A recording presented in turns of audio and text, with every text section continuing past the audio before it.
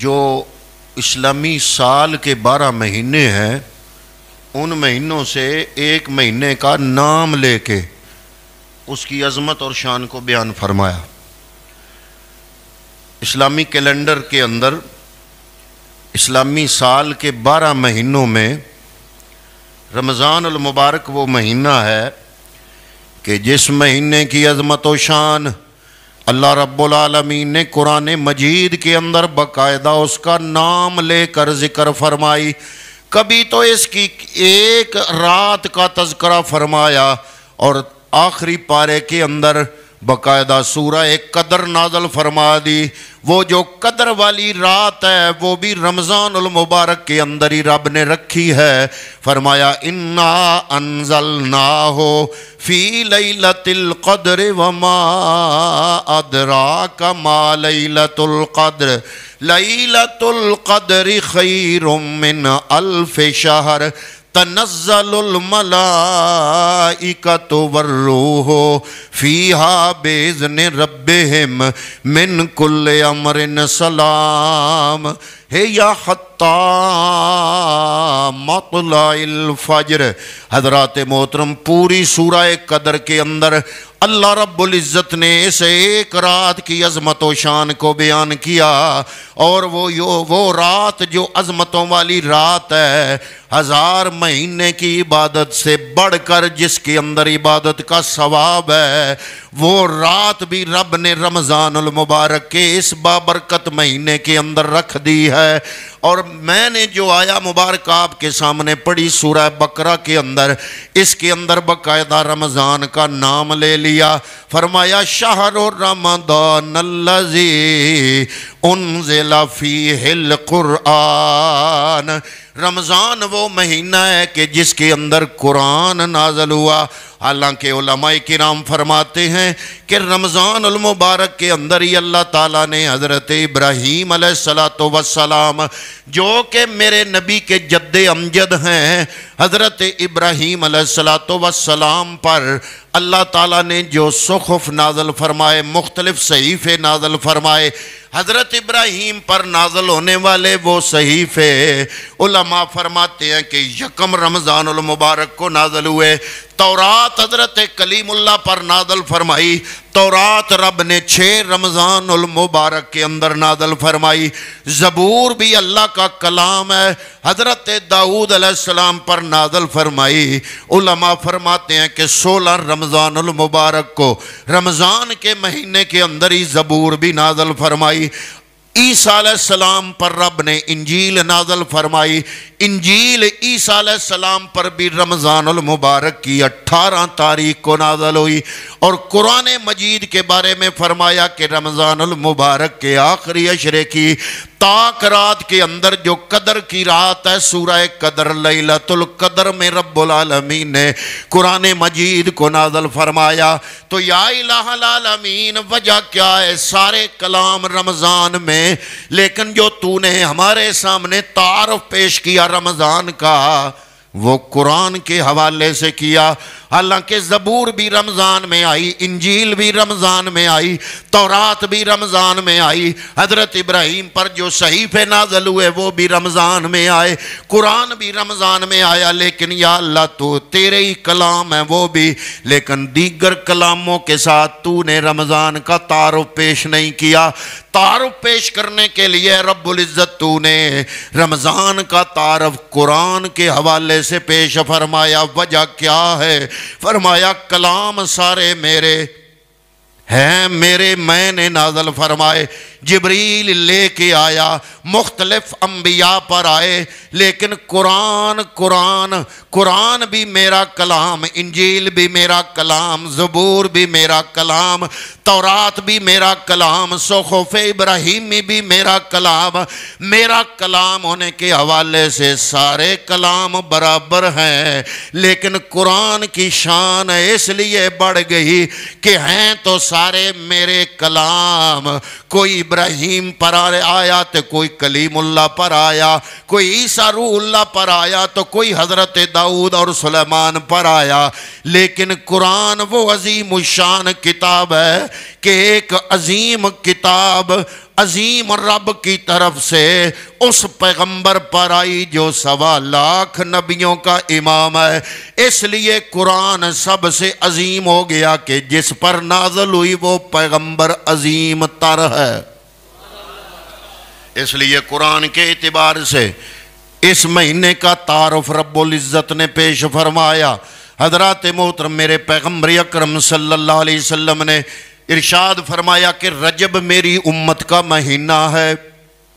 جیسے امت مسلمہ کی فضیلت دوسری امتوں پر ہے، ایسے رجب کی فضیلت دیگر مہینوں پر ہے۔ آگے فرمایا شعبان میرا مہینہ، جیسے میری فضیلت دیگر انبیاء پر ہے، ایسے شعبان کی فضیلت تمام مہینوں پر ہے۔ اور رمضان کے بارے میں فرمایا وَرَمَضَانُ شَهْرُ اللَّهِ وَفَضْلُهُ عَلَى سَائِرِ الشُّهُورِ كَفَضْلِ اللَّهِ خَلْقَهُ۔ اللہ کے محبوب فرماتے ہیں کہ شعبان جو میرا مہینہ، اس کی فضیلت ایسے ہے دیگر مہینوں پر جیسے میری فضیلت انبیاء پر۔ اور رمضان اللہ کا مہینہ، رمضان کی فضیلت دیگر مہینوں پر ایسے ہے جیسے رب کی فضیلت اپنی ساری مخلوق پر۔ آگے حضور نبی کریم صلی اللہ علیہ وسلم فرماتے ہیں کہ رمضان جو ہے وہ رمضان ہوا شہر اولہ رحمت، فرمایا یہ رحمتوں بھرا مہینہ ہے، اس کا پہلا عشرہ رحمت ہے، وَأَوْسَطُهُ مَغْفِرَةٌ درمیان والا عشرہ مغفرت ہے، وَآخِرُهُ عِتْقٌ مِّنَ النَّارِ اور رمضان المبارک کا جو آخری عشرہ ہے وہ جہنم سے آزادی دلانے والا ہے۔ شعب الایمان حدیث کا نمبر ہے 3336۔ اس میں حضور نبی کریم نے اس مہینے کو رحمت بھرا بھی فرمایا، مغفرت بھرا بھی فرمایا، آزادی بھرا بھی فرمایا۔ پھر ایک اور ارشاد میں فرمایا کہ رمضان جو ہے یہ صبر کا مہینہ ہے۔ یہ کون سا ہے؟ صبر کا، کیونکہ روزے دار نے روزہ رکھا ہوتا ہے، بھوک اور پیاس سے صبر کرنا پڑتا ہے، تو فرمایا یہ صبر کا مہینہ ہے۔ پھر صرف بھوک اور پیاس سے صبر نہیں، خواہش نفس کے بھی تقاضے ہوتے ہیں، اس سے بھی صبر کرنا پڑتا ہے، اس لیے فرمایا یہ صبر کا مہینہ ہے۔ پھر صرف خواہش نفس ہی نہیں، اگر کوئی بندہ گالی دے دے تو روزے دار کو حکم دیا کہ تم نے صرف اتنا ہی کہنا میں روزے سے ہوں، گالی کا جواب گالی سے نہیں دینا، وہاں بھی صبر ہے کہ گالی کے بدلے بندہ پھر صبر کرے۔ اور فرمایا کہ یہ صبر کا مہینہ اس لیے کہ اگر کوئی فوش بات کر دے، آپ موبائل کھولتے ہیں، آج نیٹ کا دور ہے، نہ چاہتے ہوئے بھی جب موبائل کھولتے ہیں تو نیٹ سے کئی غیر شرعی اور فوش مواد آنکھوں کے سامنے آ سکتا ہے۔ ہر بندے کا نفس چاہتا ہے کہ میں یہ دیکھوں، لیکن اپنے آپ کو روکنا۔ صبر کے دو معنی ہیں، ایک ہے صبر کا معنی ڈٹ جانا، صبر کا مطلب ہے ڈٹ جانا، اور ایک ہے صبر کا معنی روک کے رکھنا۔ اب کیا مطلب ہوا کہ اس نفس کو فوش کلام سے روک کے رکھنا، فوش مناظر سے روک کے رکھنا، تو اس کا مطلب بھی ہوا کہ یہ صبر ہے۔ اور اس کو اللہ رب العالمین کی اطاعت پر ڈٹے رکھنا، قائم رکھنا، ڈٹ جانا، تو صبر کے دوسرا جو معنی ہے وہ ڈٹ جانا ہے، یعنی اللہ کی اطاعت میں ڈٹ جانے کو صبر کہتے ہیں۔ اور نفس کی جو مرغوبات ہیں، اس کی جو مرغوب چیزیں ہیں، نفس کی، ہر بندے کا نفس ہے، اس نفس کی جو مرغوبات ہیں، جو مرغوب چیزیں ہیں، ان سے اس کو روکنا، تو صبر کا معنی روکنا بھی ہے۔ تو گویا کہ یہ جو مہینہ پورا ہے، پہلی تاریخ سے لے کر، پہلی گھڑی سے لے کر آخری گھڑی تک، خصوصی طور پر بندہ مومن کے لیے اپنے آپ کو برائی سے روکنا، رب کی اطاعت اور فرما برداری کے راستے پہ اس کو گامزن رکھنا، ڈٹ جانا، یہ دونوں معنی صبر کے اندر پائے جاتے ہیں۔ اس لیے پیغمبر فرماتے ہیں کہ رمضان المبارک کا مہینہ صبر کا مہینہ ہے۔ پھر آپ کا جو سب سے بڑا دشمن ہے شیطان، جو حضور نبی کریم نے فرمایا بندے کو محسوس نہیں ہونے دیتا، یہ حملے کرتا رہتا ہے، کبھی آگے سے کبھی پیچھے سے، اندر داخل ہو کے خون کی رگوں میں شامل ہو جاتا ہے۔ یہ ایسے بندے کو احساس نہیں ہوتا، بے احساس طریقے سے یہ بندے کے اندر داخل ہو کے اس کو جو ہے احساسات کے ذریعے اس کو ورگلانے کی کوشش کرتا ہے۔ تو شیطان کے بہکاموں کے خلاف یہ بھی صبر ہے، شیطان کے بہکاموں پر نہ آنا یہ بھی صبر ہے، اور اس لیے اس کو فرمایا وَهُوَ شَهْرُ الصَّبْرِ۔ حدیث پاک میں ہے، ابو داؤد شریف کی حدیث ہے، حدیث کا نمبر ہے 2428۔ پیغمبر فرماتے ہیں صوم شہر الصبر، یہاں رمضان کا نام نہیں لیا، یہاں صبر کا نام لیا، فرمایا صوم شہر الصبر، صبر کے مہینے کے روزے رکھا کرو۔ تو اس لیے اس مہینے کو چونکہ بندہ مومن کا ایک امتحان ہے، اللہ کے راہ میں ڈٹتا ہے، شیطان سے رکتا ہے، نفس کے خلاف جنگ کرتا ہے، تو اپنے آپ کو نیکی کے راستے پر قائم رکھنا، ثابت قدم رکھنا، اس کا مطلب ہے ڈٹ جانا، یہ بھی صبر ہے۔ اور شیطان کے بہکاوے میں نہ آنا، گالی سن کے چپ کر جانا، اور فوش بات یا مناظر دیکھ کے اپنے آپ کو روک کے رکھنا، یہ بھی صبر ہے۔ تو فرمایا یہ ہے، یہ کیا ہے؟ یہ شہر الصبر، صبر کا مہینہ ہے۔ تو پھر فرمایا کہ یہ مہینہ جو ہے یہ غمخواری کا مہینہ ہے۔ نبی کریم صلی اللہ علیہ وآلہ وسلم ویسے ہی بڑے سخی تھے۔ آپ نے ایک دفعہ صحابہ سے پوچھا، اچھا مجھے ایک بات تو بتاؤ۔ صحابہ نے عرض کی، یا رسول اللہ حکم فرمائے۔ فرمایا من اجود جودن، سب سے بڑا سخی کون ہے؟ صحابہ کی تو یہ عادت ہوتی تھی، صحابہ کو جواب کا پتہ بھی ہوتا تھا، یہ بھی پتہ ہوتا نا آج دن کون سا ہے، تو یہ بھی نہیں بتاتے تھے صحابہ، جب حضور پوچھتے تھے پتہ ہوتا تھا صاحب کو، جرأت نہیں ہوتی تھی، ادب تھا۔ مثال کے طور پہ حدیث پاک میں آتا ہے کہ آخری حج حضور کر رہے ہیں، 10 ذوالحج ہے اس دن، تو مکہ سامنے ہے، 10 ذوالحج ہے، مجمع لگا ہوا ہے صحابہ کا۔ حضور نے فرمایا کون سا دن ہے؟ صحابہ نے عرض کیا اللہ و رسول ہوا، حالانکہ وہ تو کوروڑا تو سارے نے پتہ ہے آج 10 ذوالحج ہے۔ حضور نے فرمایا کون سا مہینہ ہے؟ عرض کی اللہ و رسول عالم، اللہ جانے اور اللہ کا رسول جانے۔ پوچھا گیا صحابہ سے تمہیں پتہ نہیں بھائی کون سا دن ہے، کون سی تاریخ ہے، کون سا مہینہ، کیوں نہیں بتاتے ہو؟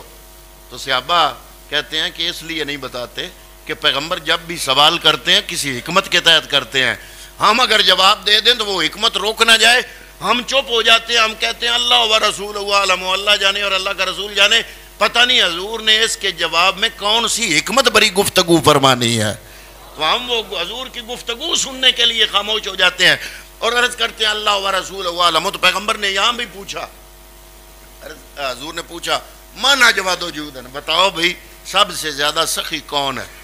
صحابہ عرض کرتے ہیں اللہ و رسول عالم۔ فرمایا اللہ اجود جودن، پوری کائنات میں سب سے بڑا سخی میرا رب ہے، ثم انا، فرمایا پوری کائنات میں سب سے بڑا سخی رب کے بعد پھر اگر کوئی ہے تو میں محمد مصطفیٰ ہوں۔ اے گل پتہ نہیں آج دے مولوی نہیں سنی جڑا آدھا نبی کول کچھ بھی نہیں دے، کچھ نہیں سکتے۔ حضور دو ٹوک انداز میں بیان فرما رہے ہیں، فرمایا سب سے زیادہ سخی خدا ہے، خدا کے بعد سب سے زیادہ سخی ثم انا، میں محمد مصطفیٰ رب کے بعد سب سے زیادہ سخی ہوں۔ حضور نبی کریم صلی اللہ تعالیٰ علیہ وسلم نے، ویسے تو آپ بہت بڑے سخی ہیں، ہر مہینے سخاوت، لیکن حضرت عبداللہ ابن عباس فرماتے ہیں جب رمضان المبارک شروع ہوتا تو حضور نبی کریم سخاوت کے دریا بہا دیتے۔ فرماتے ہیں فیضا اللہ کے یا جبریل کان رسول اللہ صلی اللہ علیہ وسلم اجود بالخیر من الریح المرسلہ، فرماتے ہیں کہ جب جبریل حضور نبی کریم صلی اللہ علیہ وسلم سے ملاقات کرتے نا تو جبریل حضور کو قرآن سناتے، تو حضور قرآن سنتے، پھر حضور جبریل کو قرآن سناتے، تو جبریل قرآن سنتے حضور نبی کریم کا۔ عبداللہ ابن عباس فرماتے ہیں، مسلم شریف کی حدیث ہے، حدیث کا نمبر ہے 2308۔ حضرت عبداللہ ابن عباس فرماتے ہیں پھر رسول اللہ اس مہینے میں اجود بالخیر من الریح المرسلہ، یہ جو ہوائیں ہوتی ہیں نا، ہوائیں صبح کے ٹائم چلتی ہیں اور بڑی خوشبودار ہوائیں اور خوشبو لٹاتی ہیں، ان ہواؤں سے بھی زیادہ سخاوت لٹایا کرتے تھے مصطفیٰ کریم جب رمضان المبارک شروع ہو جاتا تھا۔ تو آپ اس مہینے کے اندر سب سے زیادہ سخاوت فرماتے تھے. پھر فرمایا کہ یہ عجیب مہینہ ہے کہ اس مہینے میں اجر و ثواب میں تو اضافہ ہوتا ہی ہے نا.